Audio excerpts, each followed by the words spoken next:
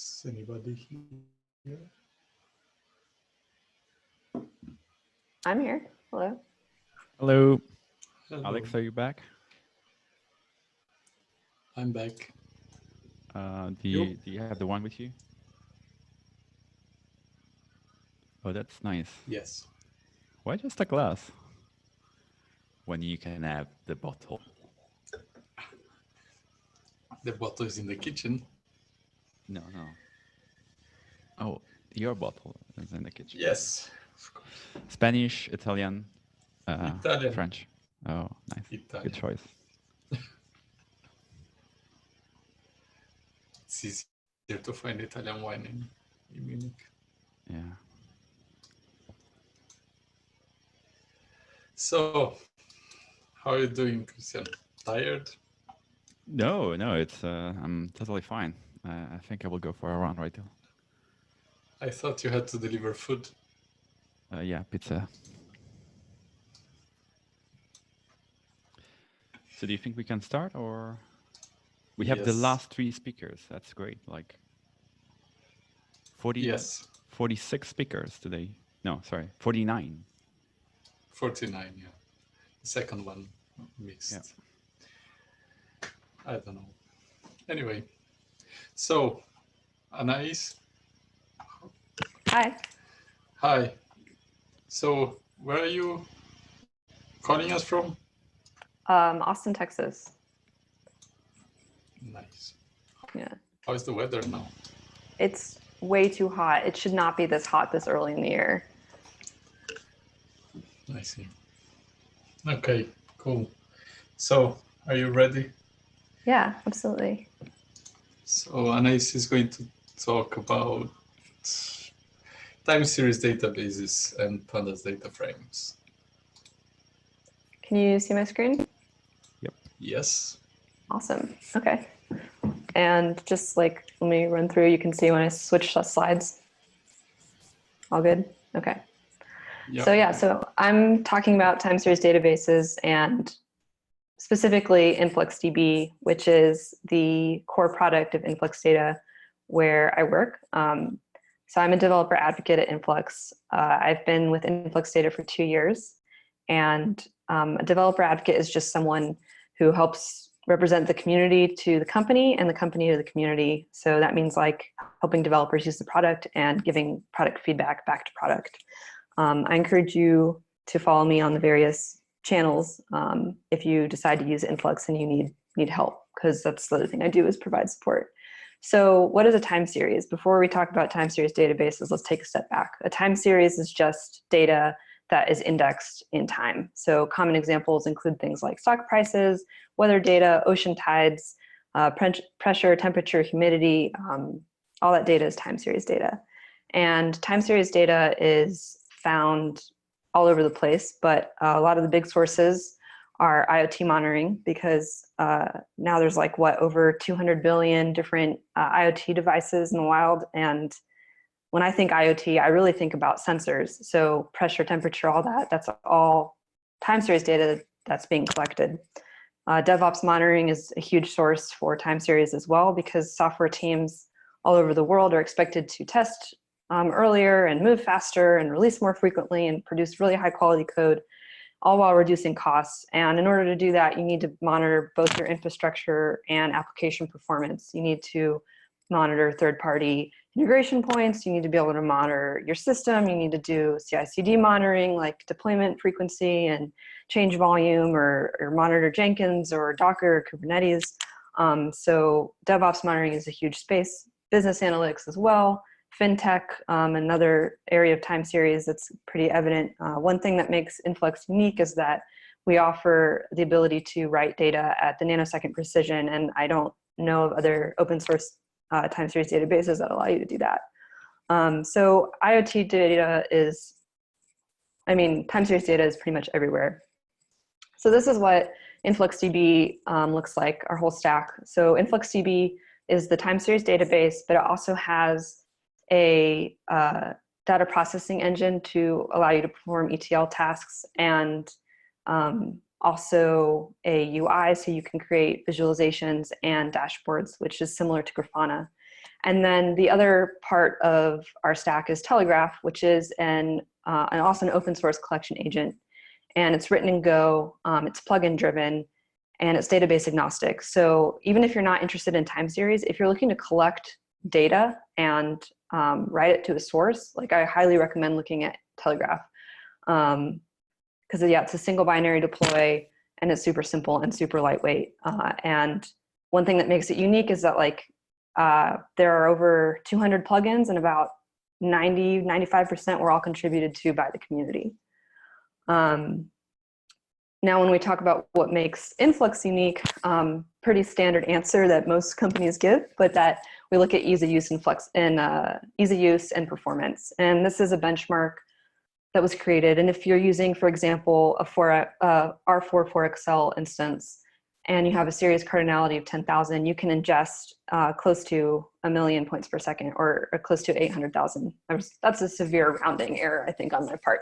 Close to 800,000 points per second. But people write millions of points per second as well when they pair Influx with other technologies like Kafka, for example. So pretty cool. Now let's just get into how to use the Python client. So in order to use the client, you're going to need some authorization parameters.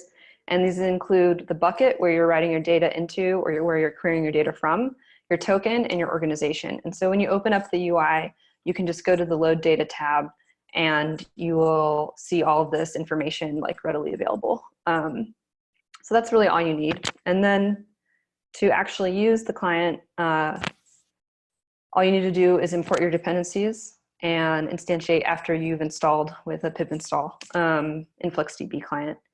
And so you just need to import your client. Today we'll be showing an example of a synchronous write, but you can also perform asynchronous writes with this client as well. You need to specify your bucket. Your bucket has a bucket name, but it can also have a bucket ID if you want to use either one.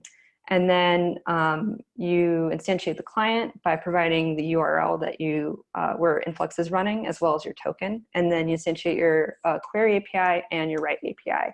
And you specify the write option, which in this case will just be a synchronous write. Although I'm not actually going to demo a write, I'm just going to show you how to query the database. But writing data is really simple too, and I'll share a resource at the end. So in case you're curious about how to do that. So next we need to actually use a Flux query, and Flux is one of those ease of use attributes of Influx.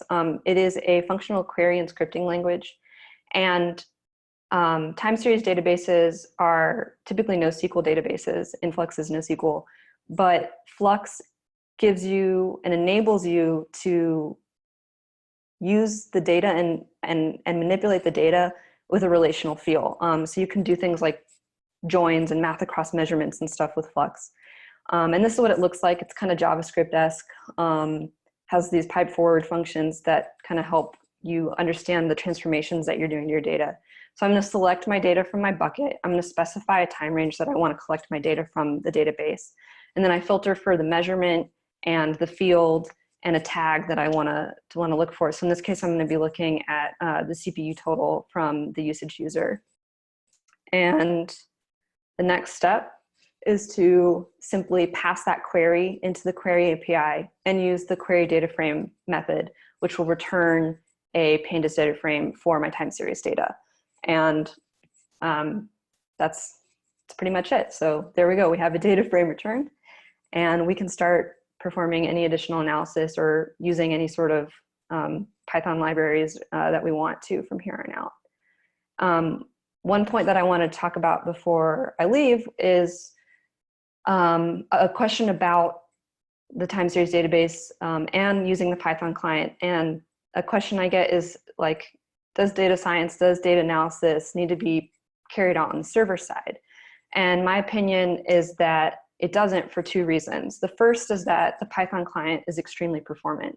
So here's a benchmark that some other people in our company created, and with the benchmark conditions listed below, they were able to write 4.6 million points in 21 seconds. I used their same test, their same setup on my machine, and I was running other processes, and I was able to write 1 million points in like 18 seconds. So it's extremely performant. So I don't think you need to be worried about being able to query your data in the volumes that you need to. And then the second consideration is that it makes sense to pull data out, in my opinion, and if you're going to produce or incorporate any sort of additional libraries or data analysis, to do that outside of InfluxDB and to do it client side, because InfluxDB should really be thought of, and time series databases in general should really be thought of as just a data lake. So it's where all your raw data is going to go into. But then you're going to want to pull the data after performing some preliminary data exploration. When you find that data that needs additional help, additional processing, you're going to want to pull that out, put it into a data warehouse, and then apply your further data science or data analysis there, like anomaly detection or forecasting. And the reason why you're going to want to do that is because it makes sense to isolate your workload in that manner. And also because data scientists want to be able to take advantage of the technologies that they're already extremely familiar with. So that's why I think it makes sense. But again, there is Flux. So there, you do have that server-side tool if you want to do some sort of Pandas-esque data frame transformations. Even though it's not Pandas, it has a similar feel, Flux does. So yeah, you have a lot of options. But I really like Python. I love Python and I love Pandas, and I'm a huge data science, or I like to call it science and math fan.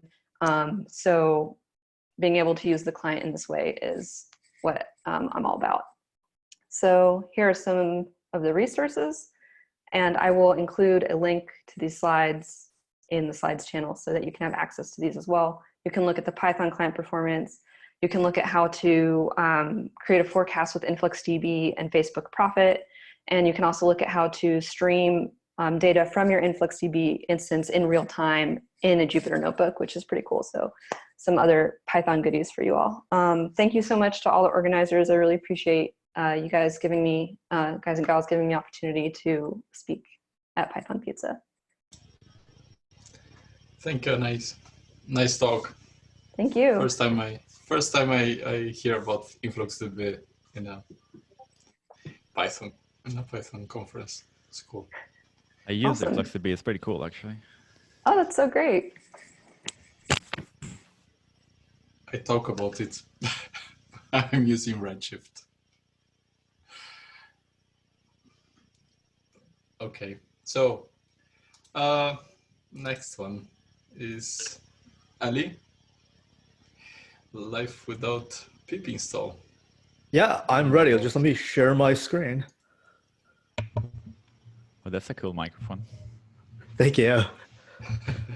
We started a better guitar at my user group, so I had to upgrade my setup. Cool. Can everybody see me, hear me okay? Yes. Awesome. I'll just get started. I just want to start by thanking the organizers of the conference for putting on this fantastic day of talks. Also, thank you to all the speakers. I've learned a ton today. I have a notebook full of links I got to start digging into. And to everybody that stuck around till the end, thanks for coming. We're going to have some fun. My name is Aly Sivji. You can find me on Twitter. I am at @Sivjis. I'm from Chicago. This is a picture of my city. We got the Chicago River. We got our double leaf basketball bridges, the iconic Marina Towers on the right. And where I'm from, pizza, it doesn't look like this. Our pizza looks like this. This is Chicago style deep dish pizza. It's delicious. Sort of just wanted to throw that out there. But that's neither here nor there. I'm also one of the organizers of the Chicago Python users group. We call ourselves Chippy.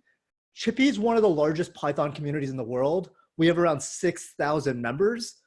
And every month we usually hold 4 to 6 events. It's around this time I'd invite you all to come to Chicago to attend a Chippy event, but we've had to cancel all of our in-person meetups until it's safe to meet in large groups. But we have been engaging our community through various online platforms. A few weeks ago, Chippy started live streaming our talks to YouTube.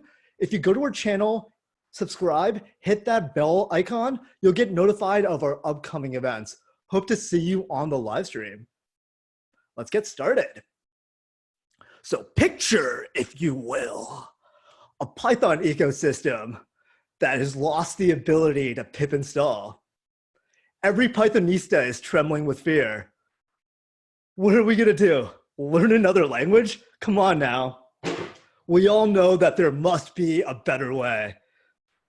In tonight's episode of Twilight Zone Python Edition, we're gonna explore different ways we can channel the supernatural to communicate with Python packages from beyond the grave.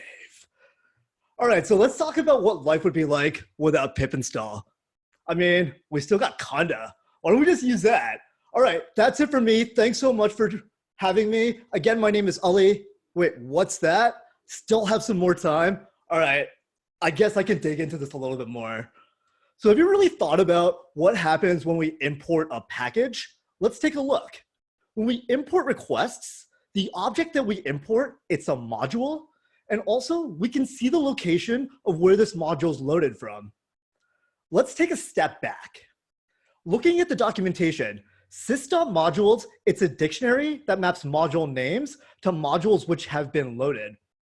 You can think of sys.modules as a cache of all the modules that have been loaded into our current Python process. Sys.modules can be manipulated to force reloading of modules. However, replacing the dictionary will not necessarily work as expected, and deleting essential items from the dictionary may cause Python to fail. May cause Python to fail? Let's take a look. When Python first starts up, sys.modules, it only contains the built-ins. And so for packages that are not built in, they're loaded into the sys.modules cache every time we import them into our Python process. So one of the annoying things about Python is that when packages are loaded, they're really only loaded once. If you ever really want to re-import a module or a function, you have to restart your Python process. And this makes it really, really difficult to work in a REPL environment. And it's especially annoying when you're using Jupyter notebooks and you have these cells that have these very CPU-intensive calculation results. So let's work through an example. We're going to start by importing a custom module into our process. We're going to call a function in that module. It works as expected. Next, we're going to add a new function to this custom module. We're going to try importing this module again. And now when we try to run this new function, Python produces an error, an attribute error. It couldn't find new function. So the first piece of bad advice I'm going to give to you today is I'm going to show you how to reload modules. So like before, we're going to import our custom module and run our function. We're also going to add a new function to that custom module. This time, we're going to use importlib.reload to reload that module. And now when we call that new function, it works just like we think it should. I really recommend you go and read the documentation before you implement this code. Also, please don't reload modules in production, though, I mean, it might be a fun idea to play around with. But we still haven't got to the part, how do we survive without pip? Let's start by asking, how does Python know where to load modules from? So recall, when we're importing a package, we also have the directory location from where this module was imported from. So in Python, sys.path, that's a list of strings that specifies the places Python's going to search for our modules. So let's import sys, take a look at syspath. So you can see it's a list of folders in a zip file that Python's searching for modules to import. So continue to look at the documentation. We see that a program is free to modify this list for its own purposes. Wait a second. Is anybody thinking what I'm thinking?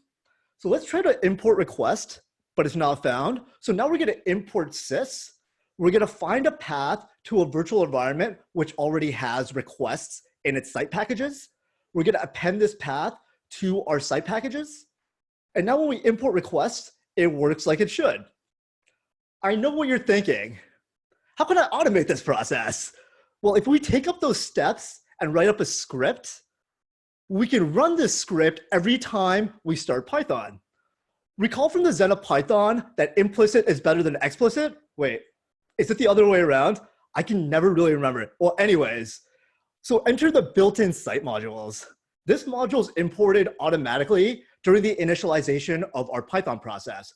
We're scrolling through the page, we see that Python attempts to import a module named site customize, which performs arbitrary site-specific customizations. Okay, so our game plan is to create an initialization script as follows. We're going to create a site customize.py file that's going to contain our syspath append code that we just discussed earlier. We're going to place this code inside of our site packages file, and then we're going to run Python like normal. So you're probably asking, is it wise to run an initialization script? I mean, it's not the best idea, but fortunately, there is a better way of doing this. We can use the path configuration file.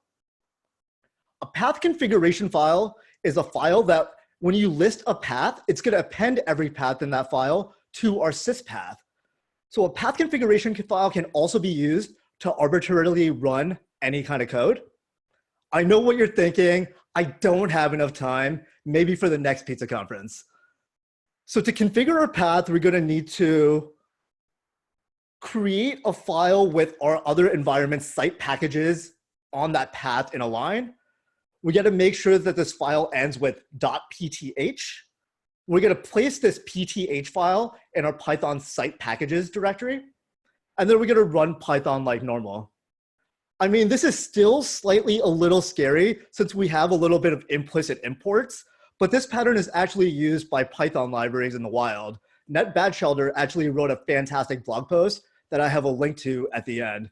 He talks about how he uses this in coverage.py. Is any of this really a good idea? Honestly, I don't know.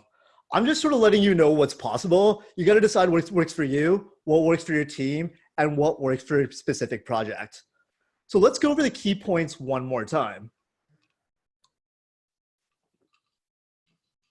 Site.modules is a cache that has all the modules that have been loaded into our Python process.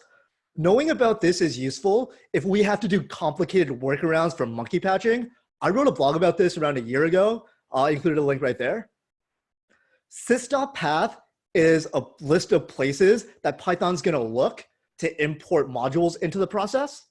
You can mess around with sys.path or the Python path environment variable when you're trying to run Python on not your machine. I do this a lot when I'm playing with containers. There's also ways to load Python into the initialization of a process. We learned about site customize.py and the better way, which is the path configuration file. But I still warn you to proceed with caution when you do use these methodologies. These are a list of resources I came across coming up with this talk. That's it for me. Thank you so much for your time. Before I go, I just want to give a shout out to the Chicago Python Users Group. I would not be where I am without that fantastic organization. Also, thank you to the organizers of this event for uniting the Python community, no matter what your pizza looks like. Again, my name is Aly Sivji. I will be available for questions in Discord. I'll look forward to seeing you all later. Thanks a lot. Thank you, Ali. Nice talk. Thank you. I thought you were going to start playing the guitar. Maybe later. I'm a little rusty, but maybe sometime later. Thanks. There is some space for lightning talks if you want to play. Okay, let me see what I can put together. So, the last but not least talk we have next is Ajay. Are you ready, Ajay? Hey, I'm ready. I'm just sharing my screen. So Ajay is going to talk about GPU accelerated cross-filter visualizations in Python. Well, AJ, where are you streaming from? Hey, I'm currently in Santa Clara, California. Okay. Yeah. How is What the weather time there is- right now? It's 1:30 in the afternoon. Okay. It's a perfect time. Yeah. Can you see my screen? Yep. Yes, but if you could make the font a little bigger, it'd probably be better. Okay. Is this better? Bit more. Yeah. Yeah, I'd go to like 150 probably. Yeah, that looks better. Thanks. Okay. Okay. Yeah, I'll just go ahead and start. Hi, everyone. My name is Ajay Thorve. I am a software engineer at the NVIDIA Rapids AI team. And today I'm going to be speaking on Crossfilter, wherein the Q stands for CUDA, which is NVIDIA's GPU programming API, and X stands for cross and filter. Yeah, so GPU accelerated cross filter visualizations in Python. So the Rapids AI team at NVIDIA basically we provide open source suite of libraries that give you the ability to execute end-to-end data science and analytics pipelines entirely on GPUs. We have um, some of the popular libraries that we have are QDF, which is basically a GPU data frame library that tries to mimic the Pandas API. Which is going to be a part of today's talk as well. Then we have other libraries called QML, QGraph, QSignal, QSpatial. If you're interested in these, you can always go and check it out at rapids.ai. The talk for today is Crossfilter, which is basically a dashboarding library. Crossfilter basically acts as a wrapper library that connects all the already famous visualization libraries in Python and JavaScript land to a a powerful backend of powered by GPUs. In this case, QDF. So this is sort of what the end product looks like, an interactive dashboard for a massive data set. In this case, it's a 146 million row data set with 7 columns. Um, so the core dependencies for this library is for the backend compute. We use QDF, as I said, very similar to Pandas, just runs on GPUs. And we sort of implement something what we call is data tiles. So whenever you interact with the chart, we do a 2-dimensional group by with the rest of the charts on the screen and try and compute all possible interactions and the resulting values for the remaining charts. It's basically a query command. You can try and relate to an SQL query or a Pandas query command, and a 2D table is computed. So whenever I try and interact with one chart, all the other values for the remaining charts in the dashboard are pre-computed so that you have smooth scrubbing. For the front end, we use some of the famous Viz libraries in Python and DeckGL, which is Uber's JavaScript library for geospatial visualizations. Prerequisites for using all the rapid suite of open source libraries is you need an NVIDIA GPU, CUDA 10.0 or higher. And currently we support Ubuntu and CentOS operating systems only. So because we are limited on time, I'd just like to show a couple of demos and provide a link to the documentation so that you can try it out on your own as well. So the first demo I have is for a 146 million row mortgage data set. So, okay, so to get to the running the dashboard, there are just a few steps. You import the library, you import the data frame. Again, loading is also very similar to how you load a data set from disk in Python. So here I'm loading this data set. Again, the core type is QDF data frame. It's 146 million row 7 column data set, mortgage data set. Most of the values are float, 32 values. So in order to get the dashboard running, all we need to do is specify the charts. Here I'm trying to run a choropleth chart based on the zip codes, a couple of bar charts and a drop-down menu. All I have to do is run the Crossfilter object called dashboard, send the list of charts that I have, specify the layout. We have a bunch of predefined layouts that can help you with the layout of the dashboard. Specify a theme and the title for the dashboard. You can view how your charts are looking within the notebook, individual charts, of course, by this command .view. So this is the choropleth chart based on DeckGL, again connected to the GPU backend. This won't be interactive now because it's just a individual chart view. So if you want to view the dashboard, there are a couple of ways to do that. You can view a static preview of how your dashboard is looking in the notebook. So you just use the preview command, which basically uses a Node.js API to create a headless browser in the backend, grabs the screenshot of how the web app is looking and sends it to you. if you want to run an interactive version of the dashboard, all you have to do is just use the dashboard object.show command, and you have a interactive dashboard, as you can see here. So yeah, let me just adjust this. So whenever I start interacting with a bar chart, the first few seconds, basically the data tiles, the core data tiles are computed, and after that it's super smooth scrubbing. So I'm basically querying a 146 million row data set real time.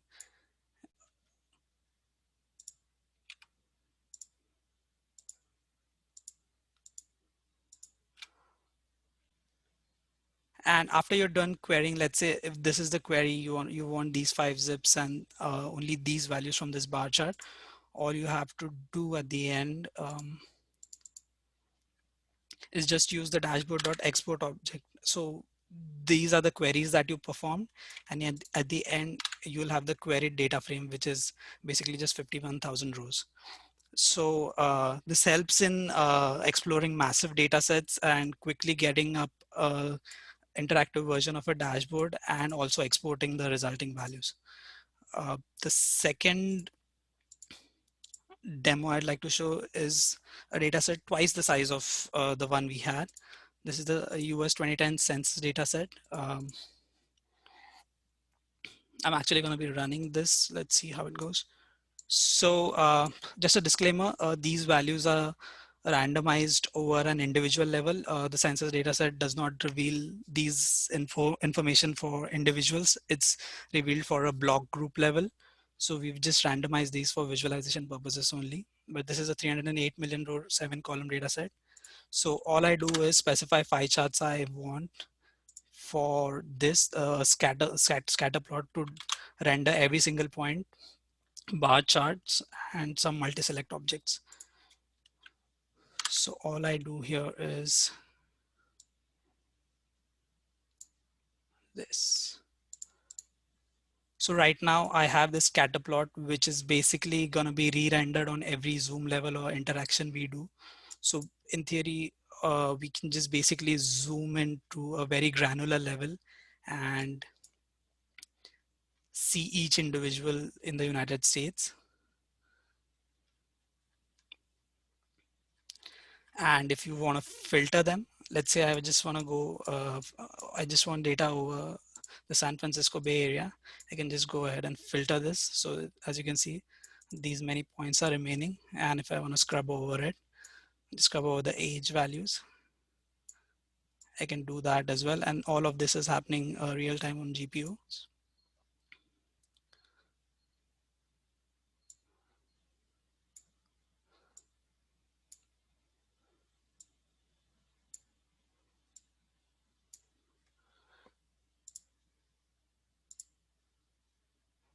Okay, so yeah, as you saw in the demos, we implement quite a few charts. These are the list of charts we have implemented currently.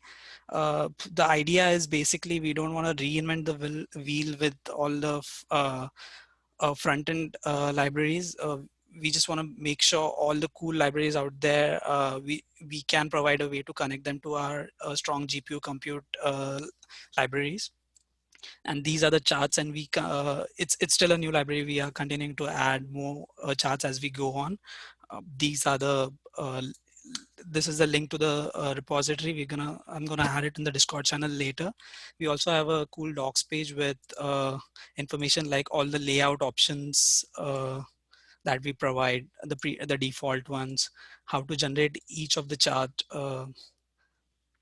with all the parameter infos, and a quick walkthrough, a 10-minute guide on how to get up and running with everything, like everything Crossfilter provides, and some installation information as well. You can run it in a Docker or a Conda environment.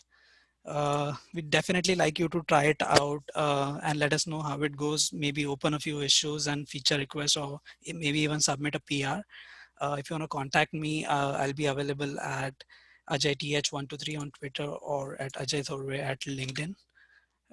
Yeah, let me know how it goes if you find time to try it out. Thank you so much. Cool. Thank you, Fancy AJ. stuff. Great talk. Thank you. Come on, Alex, show some energy. Thanks, AJ. So, yeah, so that was the last talk. Thanks for holding up the fort.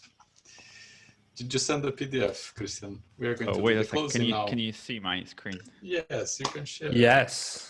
Okay, so I'm gonna Where's control Nadia? the slides. I'm here. Can you hear me? Yes. Kind of. Cool. So we are going to do the closing now, and after that we are going to have a session of lightning talks. I disagree because you're gonna have a long session of lightning talks. I'm gonna close my No, computer. no, yeah, no. Nicholas, the Pi Amsterdam guy, is going to host it for us, with us, or for him. It was his idea. Are you there, Nicholas? I'm here. I'm having my beer and my refill. So yeah, I'm ready for that. Okay. So thanks a lot for participating, everybody, the ones who are still here. We really enjoyed the conference. It was a new experience for us, and I guess for you.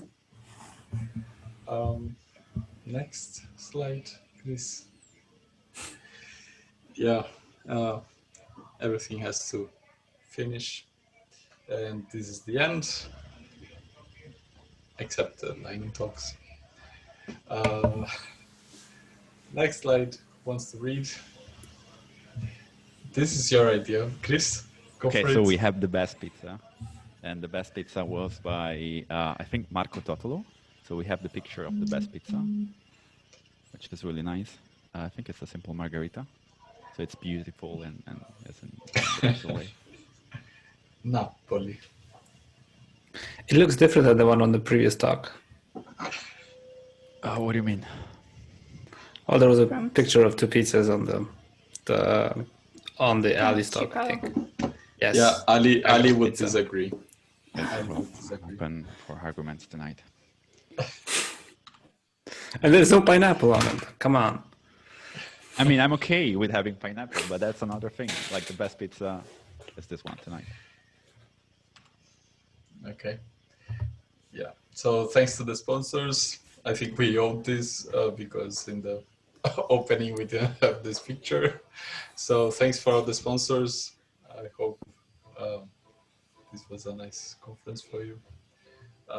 Next slide. More pizza. Oh, sorry. Is that like between every two? Thanks to the MCs, thanks to Chuk, Gilles, Mark Smith. Was really helpful to have your, yeah, that's good. Yeah, did we mention needed everyone? the support. Did we forget about anyone? I'm not sure. Okay, so next slide. Thanks again, the speakers. We need you with your nice content. It was good. We had nice talks today. Amazing talks, like 49 talks. 49 talks. Next. Well, we had 49 talks, but we still have lightning talks. Yeah. So which we will have. We don't know how many. 10. 2 minutes, 10 talks. So this is the number of people connected to YouTube during the afternoon today. Well, afternoon in Central European time. We had around 250 people, 240, and this is before the YouTube stream broke. So next slide. Yeah, we had an accident with YouTube, and the stream was stopped by YouTube because mainly the default options of the streaming on YouTube. Next slide is that the stream is made for kids.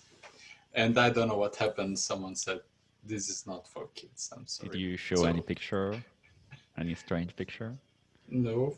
Okay. Some JavaScript was on the page. Python. Might be it. I don't. I'd like to also point out that with Zoom, there's also another thing that if you can stream directly from Zoom to YouTube, but if you stop streaming on Zoom, the stream on YouTube still is going. You have to go to YouTube to stop it. Because it will be just like streaming the same thing all over again, but it's still going to be live. Yeah, Anyway, there's a better way to set up the streaming. We learned that. Next conference, right? Yeah. Yes. Okay. So we were surprised that during the day we raised a bit more money than we had this morning, and we raised 11,500. No, 11,000. Yes. Yeah, 11,500 euros. We are going to donate to Doctors Without Borders. Thanks to all participants and sponsors, and yeah, we are going to donate to Doctors Without Borders. Christian, would you like to talk about this? No. Like it's an international and independent medical humanitarian organization, is active in many countries. And I think especially right now they are focusing on COVID-19. So you can check more on the website, and I think Alex will be happy to do the bank transfer next week, probably. I still, yeah, all the money is on Stripe, and because we don't have any automated bank transfers from Stripe to our bank account, but once we have all the money, we will do the bank transfer, and we are going to do it about Great. The videos, I hope they are in the Zoom cloud. And once we collect everything and we make sure everything is there, we will share however they are on our private YouTube channel to you, to everybody who has a ticket here.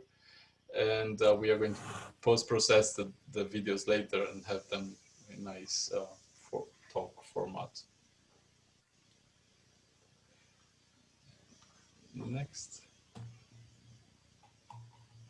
Can you read this one? I'm reading all of them.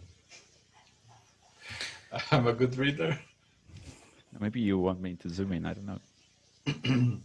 I'd like to add a special thanks to Jason, who set up our Discord server. Okay, I think we forgot about him so far. Yes. A round of applause for him. Yeah, we had no fucking clue about Discord, and well, the idea was to have just one channel, right? I had it's okay. Yeah, so thanks a lot for participating. We were missing the community, that's why we did it, I guess. We were at our houses locked down and thought, what the fuck should we do? And yeah, I think organize a conference. Yeah, of course. Why would we learn any technology? Let's organize something. Yeah, so please stay safe, wash your hands. Yeah. Who put this? You can read this one, Alex. So wash your hands like you just got done slicing jalapenos for a batch of nachos, and you need to take your contacts out. Yeah. So that's like 20 seconds of scrubbing, y'all. Okay. People. All right. It was great. Thank you. Enjoy yes. the lightning talks. I'm going to make Nicholas a co-host. I hope that's enough. Nicholas is, or should I just? I think it should be enough. Yes. If you're going to leave, please don't click in end the meeting for everyone. That's the most important part. All right. So thank you guys. That was a really, really nice conference. You know, for me, I have this feeling. I was the whole day in the conference, so I have the feeling of being in a conference, because usually you are drinking late with your friends, going early in the morning to the first talk, and then at this time of the day you're tired. And I have that feeling already. So yeah, thank you. That was really, really nice. Yeah, thanks, Nicholas, for taking this over. We are passing the baton, all right? Yeah, yeah. Okay, hello everyone. This is the out of program. We're going to do learning talks. This is a conference with talks for 10 minutes. That was the average. So I was thinking that 5 minutes for a learning talk was too much. So we're going to do 2 minutes. I think that's going to be a lot of fun for everyone. If you don't know how the learning talk works, basically is you have now 2 minutes to talk about whatever you want to talk. You can play the guitar, you can talk about Python, you can talk about Java or whatever. No, it's your the topic that you want. Good news is that you have 2 minutes to talk. Good news for everyone is that if we don't like what you're talking about, it's only 2 minutes, so that's fast. So let's try to start. For everyone that's signed, I need to promote them to panelists. So Chuck is already there. Yuta, yes. I don't know who you are. So click in the raise hand so I can promote to panelists. Oh, Wojtek. Yes, Tiago, thank you. So, I hope no one is. So we have one.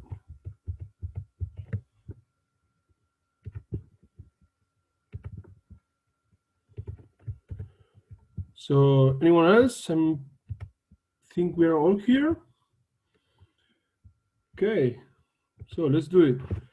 So the format when we are in the conference is like everyone start clapping and doing some noise. So if you talk for more than 2 minutes, then you are interrupted and it's not possible for you to continue. I would try to mimic that. So I'm going to do some noise. Chuck, you are the first one. So you can mute and share your screen. Next one okay, is I be ready. unmute and let me see if I can share my screen. Sorry, like I have put down my green screen, so it's not as awesome as before, but now you gotta have a look at my messy room. So yeah, so lucky you. Right, let me start. Come on, let me start sharing. Okay, I'm ready to start when you maybe give me a cue or something.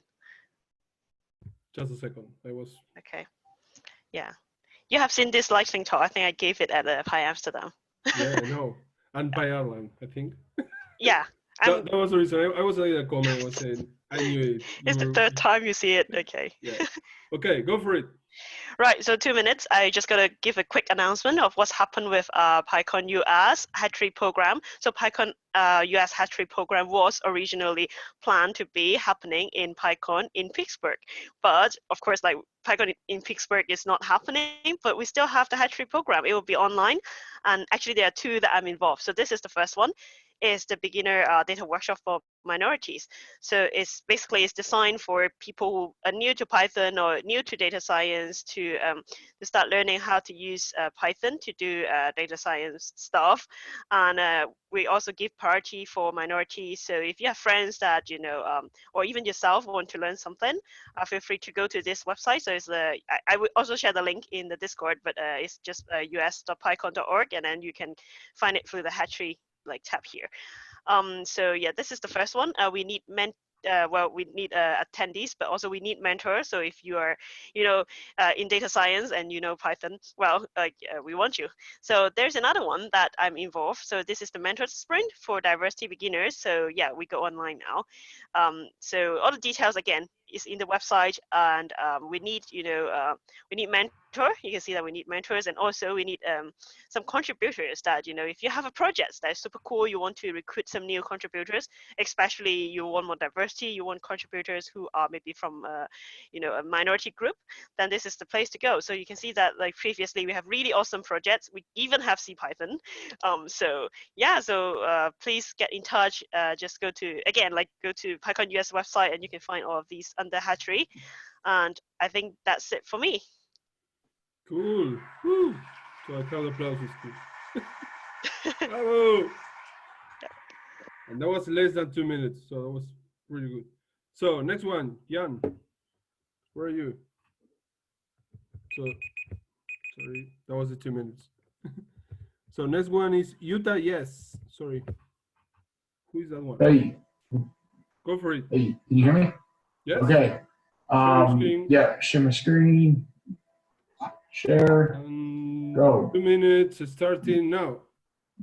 Okay, this is something I normally do. If you're on the Discord, put which team you want here. I'll explain this, but vote for a team you want to pick. So 20 shots, soccer match. So team A is going to take 20 shots, and they have a 5.5% chance of IID chance of scoring on every shot. Team B is guaranteed to score exactly 1 goal every game. These 2 teams are going to play each other 10,000 matches. Who are you going to root for? So I'll give like 5 or 10 seconds. Or maybe if you want to say who you would root for, Nicholas, since you're online.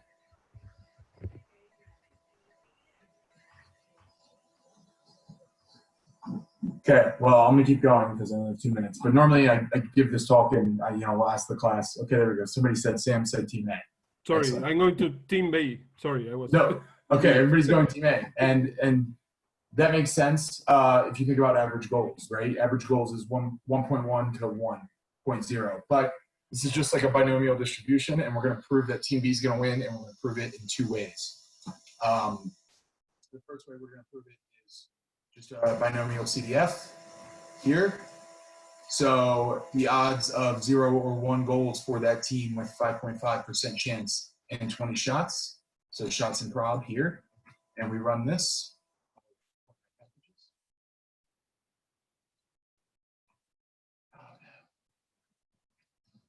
This is what happens when you code live. There it goes. Team A, from a binomial standpoint, is only going to win 30% of the games because when they score 0 goals, Team B wins 32% of the time. We can also test this exact same thing by simulating it, and we can run 10,000 games and look at the results. The reason I do this example and the reason why I'm showing this here is it's important to think about distributions and not just... Sorry, timeout. The loop's running over itself, but go TB. Thanks. Woo. Thank you. Thank you. Thank you. So next one. Let's try to keep the peace. Andrea. Where is Andrea? Is Andrea Margera, I think? Yes. Yep. Hello there. I don't know if you can hear me. We can hear you, and Would you you can mind share your if I screen if go? you want. Would you mind if I go in 2 slots or so? I just realized the lightning talks are tonight and not tomorrow. Yeah, that's okay. That's okay. All right, thanks. That's okay. That's okay. So next one, Mateo. Mateo Gusso. Yeah. Hello, Mateo. Can you hear me? Yes. So okay. Let me know when you are ready. Yeah, let me share my kick screen. The 2 minutes. Where is it? Here.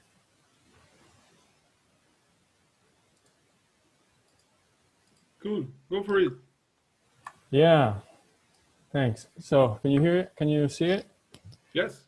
Yeah. So this is basically just a shameless plug for my blog and my Twitch, where we started streaming some meetups from the Pi Berlin meetup group here in Berlin. But yeah, there's also some hopefully useful stuff that is how to create a plot like this for a web page that is interactive and you can play with, and you can zoom in and you can select only the stuff you want to see. You can double click to see only one of the columns. You can select them separately. You can reset. It's amazing. You can do whatever you want basically. And this is actually made with Plotly, which is a JavaScript library that has several other languages as SDKs, so Python and R, for example. And I'll just point you to basically to my blog post, but it's pretty easy to do this, to this kind of plots. And then here I also explain how to include it in a web page. That is, you can generate HTML through Plotly. So yeah, just go to this link to my website, and you have all the details. Okay, thank you. You have 10 seconds. So if you want to add anything else. That is all. Okay, thank you. Thank you very much. Thanks for the conference. It was great. Bravo. So I think it's Wojtek, but I will probably fail to pronounce your name. Yeah, we can hear you, and I think this guy is streaming from a boat. So I think I am the next. Yeah, go for it's it. identical. Yeah. Okay, go for it. You? Oh wait, sorry. I think I was supposed to be the next one. I was skipping. Sorry. That was my bad. Hello. So next one is Batuham. Yes. Yeah. Yes. Sorry. Okay, no problem. I'm going to share your screen and I will kick the time. Okay.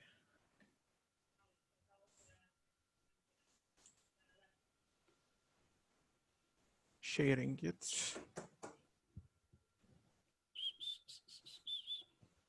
Okay, cool. So you have 2 minutes. Can you see the screen? Yes. Yes, okay. But I can't. Okay. Sorry. So I'm seeing a screen that says Python slides. Okay. Hello, my name is Batuhan, and I'm going to talk about synthetic freedom. Synthetic freedom is an idea of freeing both developers and the programming language from depending on a simple, obtained syntax. And we are doing this because people might just want to use something else, and we all like to be dynamic. Like Python is the most dynamic language I've ever seen in the runtime. But what if we can just move that dynamicism from runtime to compile time? So I wrote 2 different libraries for this. One is called Bicycle Repairman. This is just an utility library for manipulating token streams. Like you can manipulate plus operators to minus operators. You can register new tokens and run this code before the Python parse your code. So you could just implement new statements, or you can define new patterns to mutate someone else's code.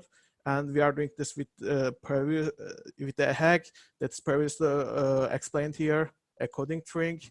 You just send your code, your transformer to VRM's directory, and it just runs it on the initialization.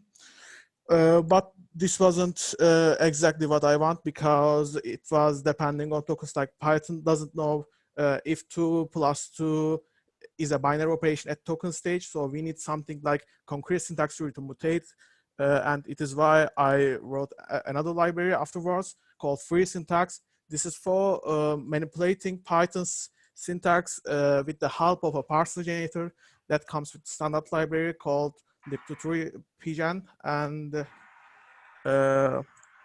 you can just mutate your rules. Like we are mutating function definition to match define instead def, and we are transforming it to valid syntax for Python to run actually, but the user is writing this code. So sorry, you are out of time. Okay. This was Thank it. you. Thank you. Bravo. Thank you. I hope that I know that noise is not too loud for everyone. So now is Wojtek? No, it's not Wojtek. You can teach me how you pronounce your name. Yeah, it's Wojciech, but you can Okay. Wojtek is also acceptable. So hello everyone. Hello. Let me try to share my screen, although my internet is quite poor. Let's see. Okay. How is it? Yeah, that's perfect. 2 minutes, right. Go. All right, perfect. So I've been kind of called out by Maciek earlier today, and he mentioned me working with him on some projects. So I decided I'm going to talk to you about working remotely from a sailboat. And about me, I'm a machine learning researcher working remotely since 2018. I'm specialized in biomedical NLP.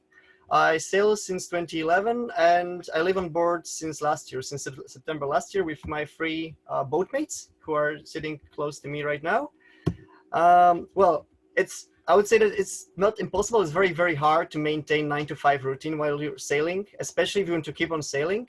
That's our road. So since for the last 6 months, we managed to sail from London to South Spain, visiting, well, many countries, many places at the same time, doing sightseeing. So obviously what you need is a good relationship with your employer regarding the very, very flexible working hours and your team members to adjust to it. Another thing will be, well, arranging the workspace can become a challenge.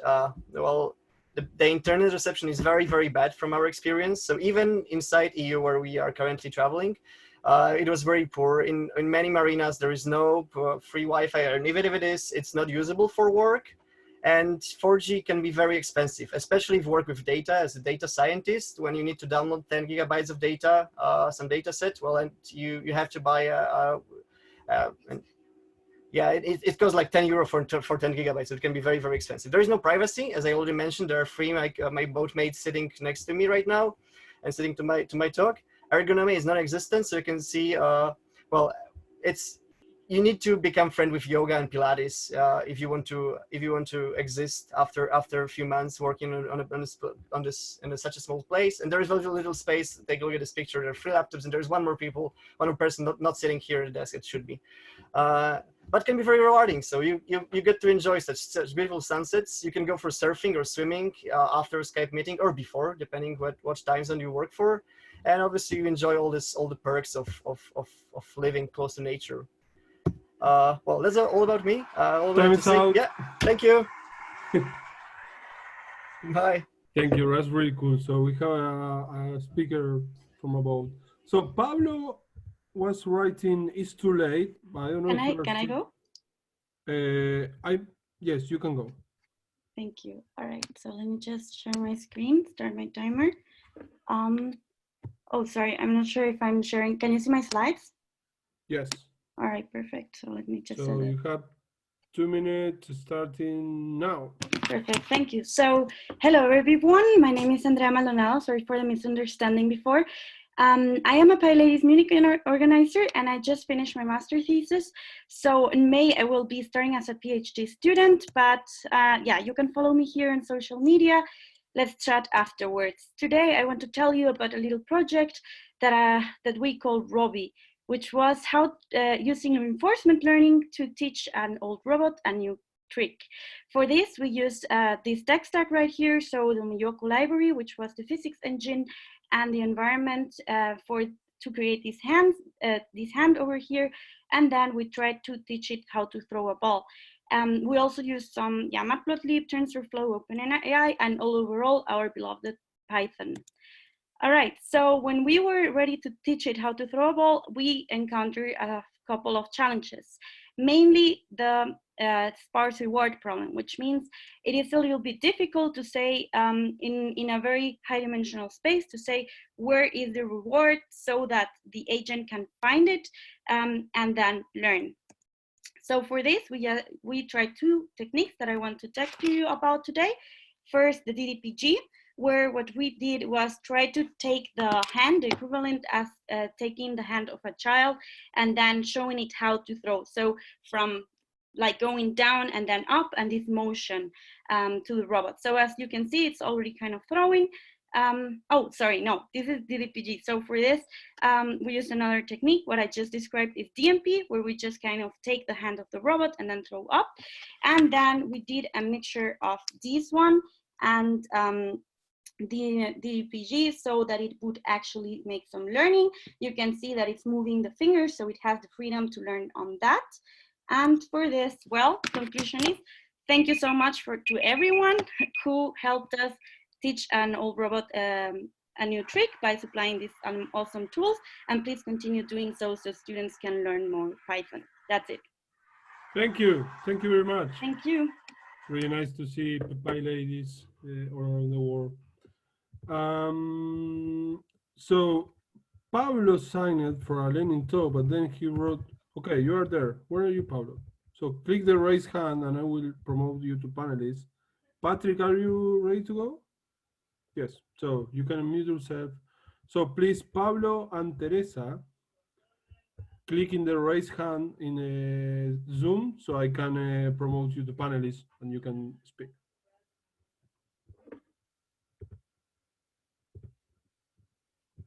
Patrick, you can go for it. All right. Sorry. Can you hear me? Yes. Okay. So you're ready to go. You have 2 minutes. All right. So yeah, today I was going to share Glitch, which is an awesome platform to share code together. It provides an editor that you can use, and it also supports Python, which is quite cool. And recently they added support for Python 3.7. It's quite amazing. And the other thing I was going to show is Strawberry, which is a library I've been working on to create GraphQL servers. And it's using type-ins to create the GraphQL schema. So you can define a type like this, you decorate it with Strawberry type, you add some fields, and then you have a function to return the data for this type. So in this case, it's returning a couple of pizzas. And then you have a query, which is basically the root of your API, which is as a pizzas field, which is a list of pizza, and is using the resolver get pizzas. And then you create a schema. And that's it to create a basic server. And Glitch also supports like running Python. So you can run the server here, and then you can test the query. So you can get the name for the pizza, and you can get the toppings.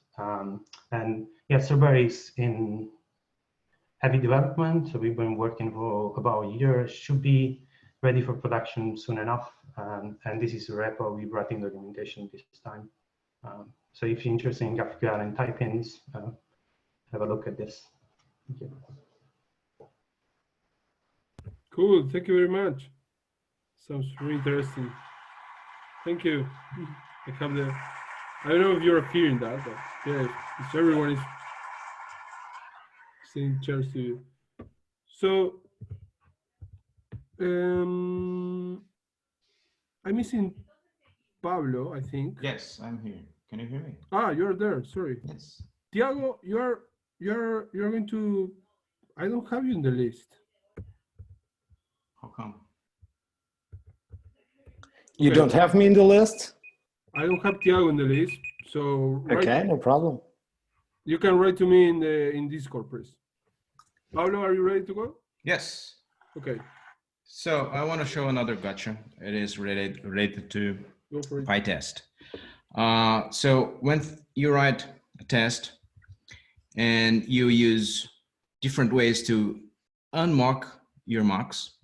So here we are defining a class attribute. Then we are using the teardown to stop it. But for the bar, we are doing differently. We are using a cleanup function and sending the stop function to it. And in this case, all runs smoothly. But when you have a failure in one of the cases, PyTest fails to run the cleanup. Oh, sorry. Hold on. Yeah. Sorry. Yeah, so it fails to run runs the cleanup. Because of the failure, when trying to run the cleanup functions, it just doesn't run the cleanup, and you can attest this. So both tests fail. Not only the one that really fails, but the one that you don't expect to fail, just because PyTest fails to execute the cleanup function. And this is actually reported as an issue here. The bug was introduced by this big change here. And there is already a pull request submitted by me. And I'll post the links on discourse so everyone can be aware of the situation. And the version that was introduced was 5.2.3, I guess. That was the version when this was introduced. Yeah. Okay, time. Thank you. Welcome. Thank you very much. Welcome. Okay, so next one is Teresa, and then Tiago. Please add your talk to the list, or you can be the last one. That's okay. So Teresa, are you ready? Yes. Can you hear me? Can you see my screen? Okay. Yes. Perfect. So you already met Alisa. She gave a talk earlier today about burnout, and then probably you know Yenny Chung. She gave a lot of talks on public speaking. A month ago, we actually, because Yenny and I were doing dance hall. Who here has done dance hall? Think about it if you've never done. Anyway, it's a really cool dance, and as everything went offline, everything went online. There's like this Instagram where people are posting dance classes, whatever, and we couldn't keep up with that. So we decided to create a website. So we did that. So we made a website. It's called Dance Against Corona. We bought the domain and everything. It shows like 3 days of classes. Just means there's nothing for February, whatever. And it's really cool because the whole backend is built in, we have it here. It's like Python, the backend, the front end is React.js. The whole data management is done via Airtable, which is really cool. You can like do a lot of stuff with Airtable for free. You can have like different, it's like a database meets spreadsheet thing. Anyway, so, but the one thing that it still stays is that we actually have to read Instagram and put it in Airtable so that the website, this is the repository. So this is basically a call for contributors. If you're like interested in dancing and you wanna like extend this or help with filling up Airtable with like classes from Instagram, or you wanna play around with creating a parser for Instagram or image recognition to extract that text and put it in Airtable, I mean, just reach out to Yenny or me or Alisa, you know? So it's deployed with Netlify and Heroku because we didn't manage to get both front end and back end deployed on the same thing for whatever reason. So it's got like a lot of crazy stuff. And we did it all in a weekend. Also the drawings and everything. Yeah, that's it. Thank you. Oh, and I set up, awesome. It works on, yeah. Yenny did like really also the responsive, it's really, really top-notch website. I'm gonna make a party channel on Discord, yeah, join that. Cool, perfect. So you can share that in the chat. Thank you very much. So, Tiago, you want to go next? Cool. So you can. I'm okay to go next. Can you hear me? Yes. Okay, can I share my screen? Yes. So hopefully you should be seeing it now. Yes. So okay. You have 2 minutes. Go. Okay, let's go. So I like the Moshe's talk about numbers. Okay, and I figured that maybe we could talk a bit about text because text is also a problem. So I'll bring in a simple module that I have with a few sample text strings, and let's say that we have a reference text string that we have, say, in the database and data that we get from a user. And they actually look the same, these two strings. But when we compare them, we get false, okay? And to get a sense of what might be going on here, we can check the length of these strings. And we see that one is 8 characters long, yet the other is 6. Now, to help us out with this and see what's going on, I'll use the Unicode data module, Unicode data SUG, and it has a nice function that will give a name to each of the characters, or actually code points, that's what they are. So if we iterate over text.reference, okay, and we ask for the name of C here and build the lists, if I get that, and build the list out of it and then print it and separate each of those items in the list with I don't know, a new line maybe, we'll see that our reference string is composed of a Latin small letter R and then a Latin small letter E with an acute accent and so on and so forth. So it makes sense for what we're reading here. And if we run the same thing for the data that we got from the user, we get something different. We get the small letter R, then we got a small letter E, followed by a combining acute accent. So if you're comparing text strings in Python, you're bound to find this problem. And the way to fix that is to normalize your strings. It's a very somewhat complex subject, but you can actually do it. So look for Unicode normalization, okay? And that's my time. Is it, Nicholas? Yes. So okay, thank you. That was that's it. your 2 minutes. Thank you very much. Sorry, that's live with the lightning. Yeah, that's talk. great. Thank you. So I think that I'm the last one. So I was signing for talk about phase, but then I changed my mind. And I want to talk. So I will put my 2 minutes. Sorry. So you can see 2 minutes here. So I want to share an experience that I had in a Python event in Argentina, and I think it's a really nice idea if you are going to organize a conference in the future. So I think it's not good for online conference like this one, probably, I don't know. But then the idea is karaoke talks. So you know what's karaoke? So you can take the microphone and then some song that other person wrote, another person is signing, is in the screen, and then you can sign. And what we did a few years ago is karaoke talks. So this is more for after parties, so more for this time of the day and with beers. And then the idea is like everyone, a person doesn't say, okay, I'm going to participate. Then you have someone in the laptop with a screen, and then you can pick any talk like random from the internet. You can look for slides and random words.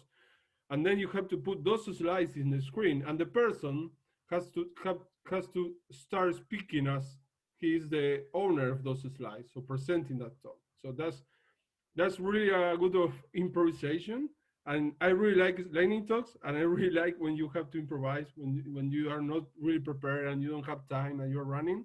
So karaoke talks are a different flavor. It's like you have to improvise. Probably the slides, if you're lucky, are going to be something around Python or software, or if you're not lucky, are going to be something about sharks or water, whatever. So if you're going to organize a talk or a conference or a Python event, please add karaoke talks to that event because that's awesome. And I'm happy to help if you want me.